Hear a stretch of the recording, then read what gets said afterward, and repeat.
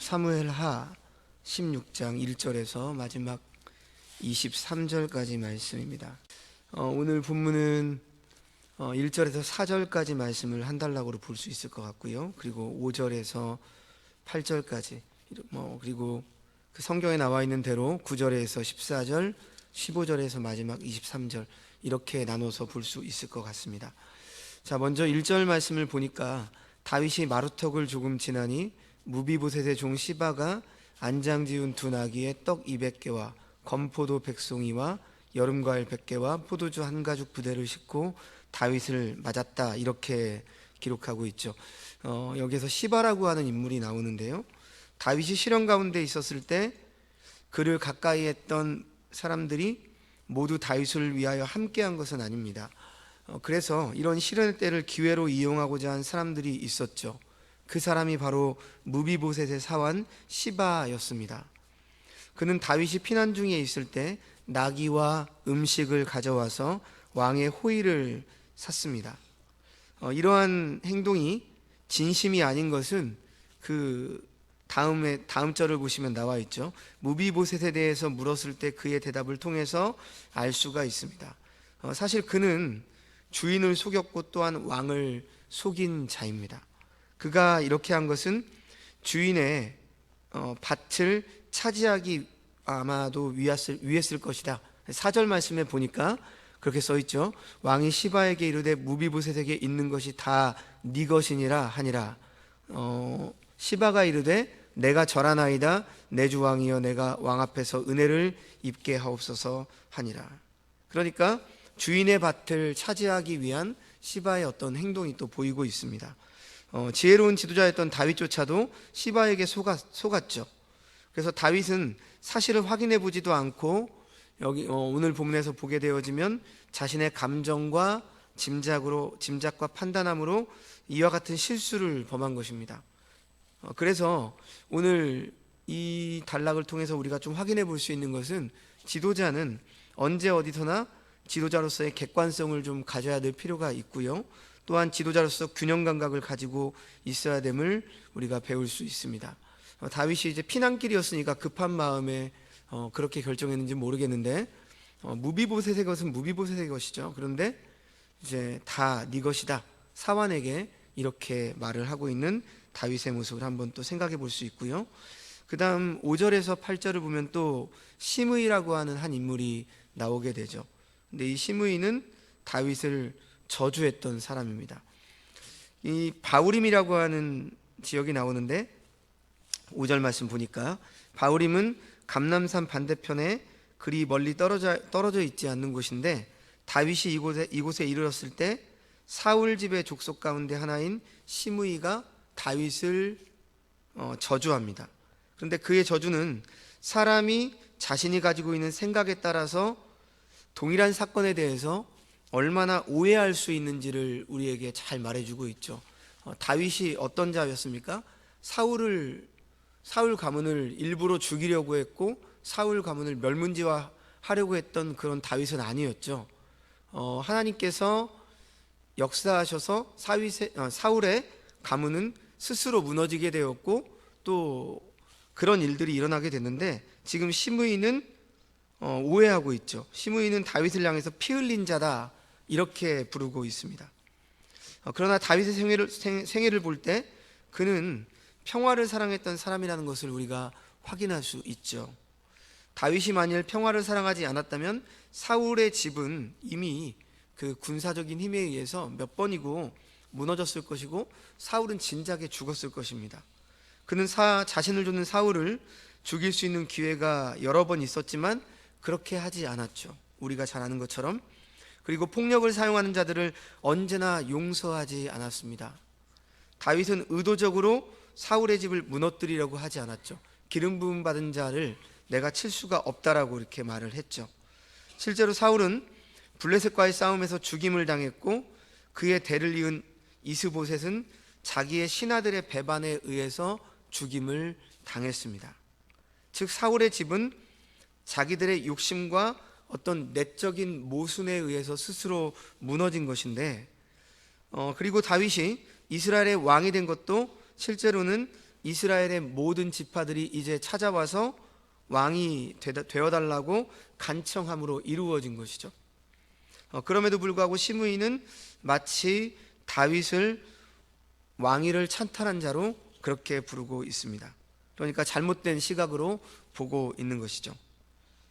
그러면서 이제 9절에서 13절 말씀을 보면, 특히 9절 말씀 보면, 스루야의 아들 아비새가 왕께 여짜오되 이 죽은 개가 어찌 주 왕을 저주하리이까?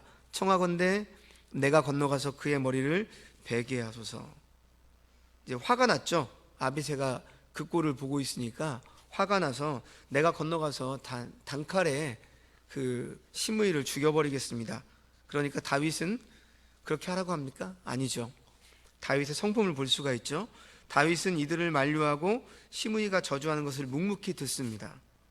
다윗은 스루야의 아들들에게 그가 저주하는 것은 여호와께서 나에게 다윗을 저주하라 하심이니 그에게 내가 어찌하여 그리하였느냐 할 자가 누구겠느냐, 이렇게 말합니다. 다윗은 시므이의 저주를 묵묵히 들으면서 하나님께서 자신을 긍휼히 여기시기만을 구했던 것이죠. 그래서 이 본문을 통해서 다윗이 보여준 이 태도는 우리로 하여금 애매히 고난을 받을 때 하나님의 백성으로 어떤 태도를 가져야 될 것인지 우리에게 교훈을 줄 수 있다라고 말할 수 있습니다. 우리가 하나님의 전능하신가, 만유의 주되심을 믿는다라고 한다면 우리의 삶 가운데 일어나는 모든 일은 하나님의 허용하신 가운데 일어난다라고 하는 것을 우리가 믿어야 하는 것이죠. 이렇게 믿는다면 우리는 하나님께 긍휼을 구할 뿐 우리를 고통스럽게 하는 것들을 인위적으로 우리가 막을 수가 있겠습니까? 하나님의 백성들 가운데 조급함과 인위적인 일들로 인해서 일어나는 이 모든 문제들은 이와 같은 믿음의 결여로 오는 것입니다. 다윗의 인생이 그랬죠. 그렇기 때문에 지금 쫓겨가면서 시므이의 저주의 이야기를 묵묵히 들으면서 하나님께서 이제 12절 말씀에 이렇게 나와 있죠. 혹시 여호와께서 나의 원통함을 감찰하시리니 오늘 그의 저주 때문에 여호와께서 선으로 내게 갚아주시리라 하고, 그래서 이러한 그 심정을 시편의 여러 편을 보게 되어지면 다윗이 어떻게 그런 위기의 순간, 그리고 절망의 순간, 쫓기는 순간에 어떠한 노래들로 하나님을 찬양하고 있는지를 우리가 확인할 수 있습니다. 성도의 인생이 사실 그러한 인생이 되어야 되는데요, 우리는 사실 그러한 삶을 살기가 쉽지 않죠. 그래서 원통함이 있으면 하나님 앞에 기도하고 그런 자세로 나아가야 되는데, 우리가 스스로 원수를 갚으려고 하고 또 스스로 분을 내어서 스스로 무너지는 경우들이 있습니다. 하나님이 일하시는 것을 우리가 기다려야 될 필요가 있는데 우리는 그걸 기다리지 못하고 우리 스스로 일을 해결하려고 할 때가 많이 있죠. 하지만 다윗은 이미 그 사울에게 쫓길 때부터도 그의 인생 자체가 그러한 인생이었죠. 하나님의 일하심을 믿고 하나님의 주권을 믿고, 하나님께서 기름을 부으셨으니까 하나님께서 나를 왕으로 세우신다면 기필코 나를 왕대심으로 세울 것이다 라는 것을 믿고, 정치적으로 무언가를 해결하려거나 사람의 마음을 사려고 하는 것이 아니라 그때그때 순간순간마다 하나님의 자녀답게, 그리고 기름 부음 받은 자답게 행동을 하죠. 그래서 우리가 오해를 합니다. 다윗이 왕이 된 이유는 이러이러한 믿음의 행위를 했기 때문이다. 우리가 듣기에는 매우 그럴듯해 보이고 적용하기는 좋죠. 하지만 다윗은 왕이 되기 위해서 한 적이 없습니다. 하나님의 사람으로서 마땅히 해야 될 것들을 했을 뿐이고, 그것이 하나님의 마음에 합한 자로 하나님이 보신 것이죠. 바로 우리도 그러한 삶을 살려고 노력을 해야 되지 않을까, 그런 생각을 해보게 됩니다. 누가 자신을 저주하고 억울하게 지금 그러한 이야기를 듣고 있는데 화가 안 날 사람이 누가 있습니까? 그리고 옆에 뛰어난 장수들도 있었는데요. 하지만 다윗은 그냥 두라고 말하죠. 그리고 그냥 두라고 한 것은 결국 그 사람이 저주한 것이 자기에게로 돌아가는 그러한 결과를 맞이하게 되게 되는 것입니다. 그래서 다윗은 이와 같은 고통스러운 일들로 인해서 곤비했죠. 그래서 14절 말씀에 뭐라고 나와 있습니까? 왕과 그와 함께 있는 백성들이 다 피곤하여 한 곳에 이르러 거기서 쉬니라, 이렇게 말씀하고 있습니다. 자, 마지막 15절에서 23절 말씀, 15절 말씀을 잠깐 보면 압살롬과 모든 이스라엘 백성들이 예루살렘에 이르고 아이도벨도 그와 함께 이른지라. 압살롬이 이제 반역에 성공을 했습니다. 그래서 모든 이스라엘 백성들이라고 하는 그를 따르는 자들을 말하는 거죠. 좀 성경은 과장법을 좀 쓰기도 합니다. 모든 이스라엘 백성이라는 게 모든 전체 이스라엘 백성을 말하는 게 아니라 압살롬을 지지하는 이스라엘 백성들을 말하는 것이죠. 압살롬과 그를 따르는 자들이 예루살렘에 입성을 했습니다. 특히 아이도벨이 압살롬과 함께한 것은 그의 승리를 위한 보장과도 같았습니다. 왜냐하면 그는 그 당시에 이스라엘의 뛰어난 모략가였습니다. 그래서 마치 제갈공명과 같은 자죠. 이스라엘 가운데 뛰어났기 때문이죠. 그래서 마지막 23절은 그가 어떤 자인지 설명을 해줍니다. 어떻게 설명을 하고 있습니까? 그때 아이도벨이 베푸는 계략은 사람이 하나님께 물어서 받은 말씀과 같은 것이라. 엄청난 그 칭찬이죠. 그만큼 아이도벨이 계략을 잘 세웠고 모략가였습니다. 그래서 아이도벨의 모든 계략은 다윗에게나 압살롬에게나 그와 같이 여겨졌더라. 그러니까 아이도벨이 한 말을 다윗도 신뢰했고 다 신뢰할 정도였다라고 하는 것이죠. 실제로 다윗이 가장 두려워했던 것은 아이도벨이 어찌 보면 자신을 배반하고 압살롬에게 붙은 겁니다. 그래서 다윗은 무엇보다 그의 계략을 깨뜨릴 수 있는 방법을 생각한 것인데, 그것이 바로 모사 후세를 압살롬에게 보낸 것이에요. 아이도벨은 다윗이 생각한 것처럼 압살롬의 승리를 위해서 계략을 베풉니다. 그는 압살롬이 예루살렘에 입성했을 때 그에게 무엇보다 먼저 부친이 궁을 지키도록 남겨둔 후궁과 동침하도록 그러한 계략을 말하죠. 그가 이렇게 한 것은 백성들이 확실하게 압살롬을 지지하도록 만들기 위해서였습니다.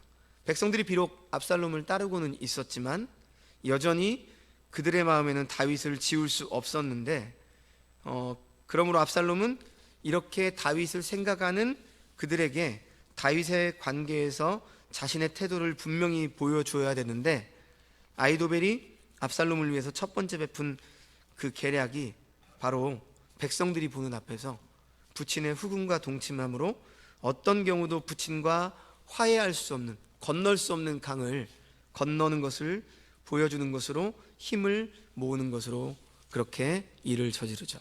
자, 오늘 본문은 여기까지인데요. 이러한 모습 속에서 정말로 그 아이도벨의 계략이 사실 좀 반인륜적이죠.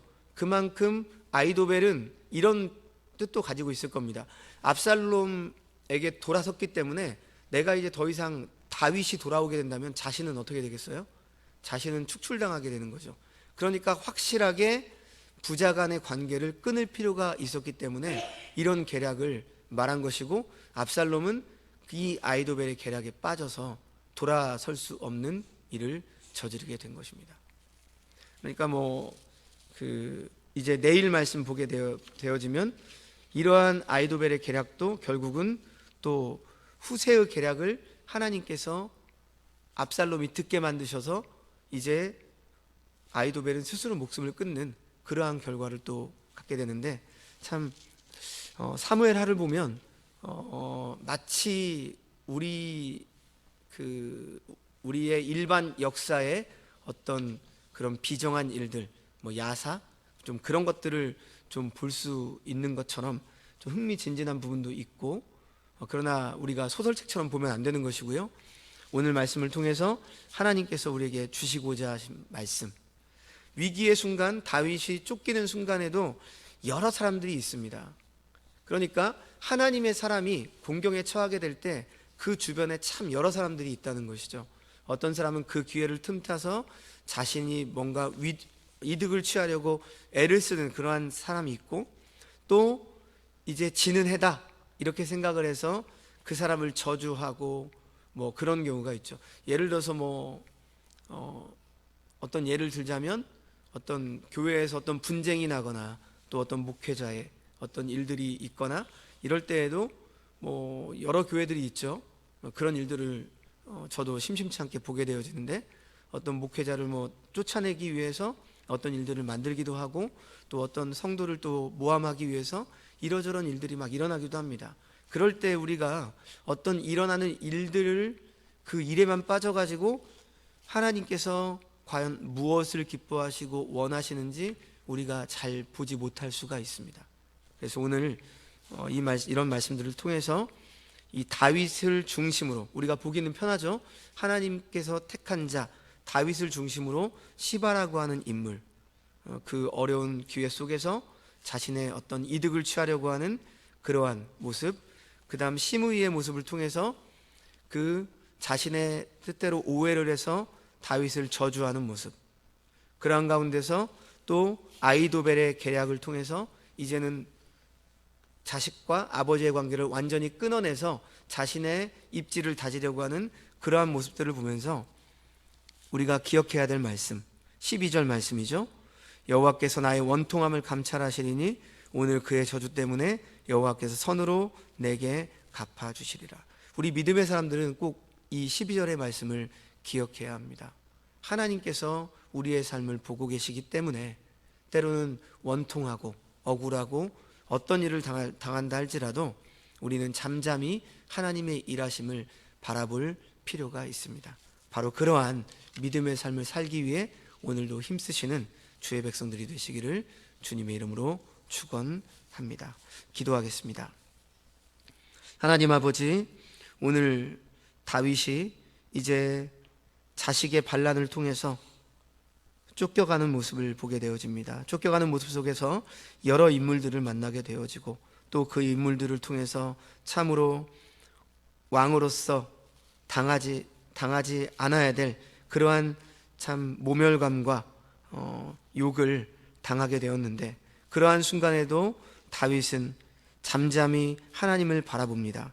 나의 원통함을 감찰하시리니 오늘 그의 저주 때문에 여호와께서 선으로 내게 갚아주시리라, 이렇게 말하며 하나님의 일하심을 기다리는 다윗의 모습을 보게 되어집니다. 하나님 아버지, 참으로 이러한 믿음의 자세가 오늘을 살아가는 우리에게도 필요합니다. 우리는 삶을 살아갈 때 너무나 억울한 일들을 당할 때도 있고 때때로 참으로 화가 나고 억울해서 분통할 때가 있습니다. 그러나 그러한 순간조차에도 우리가 하나님의 일하심을 믿고 하나님의 섭리하심을 기대하며 하나님께서 원수 갚아주심을 바라보며 우리가 잠잠히 그 순간을 믿음으로 잘 이겨내기를 원합니다. 그럴 때 하나님의 일하심을 바라볼 수 있을 것이고 우리를 사랑하시는 하나님의 뜻을 바라볼 수 있게 될 것입니다. 오늘 하루도 그러한 믿음의 삶을 살아가며 하나님의 자녀답게 하나님의 일하심을 바라보며 주권을 인정하며 우리가 마땅히 해야 될 그 상황 속에서의 선함을, 그리고 선한 행동으로 살아가는 주의 백성들 되게 하여 주옵소서. 모든 말씀 예수님의 이름으로 감사하며 기도합니다. 아멘.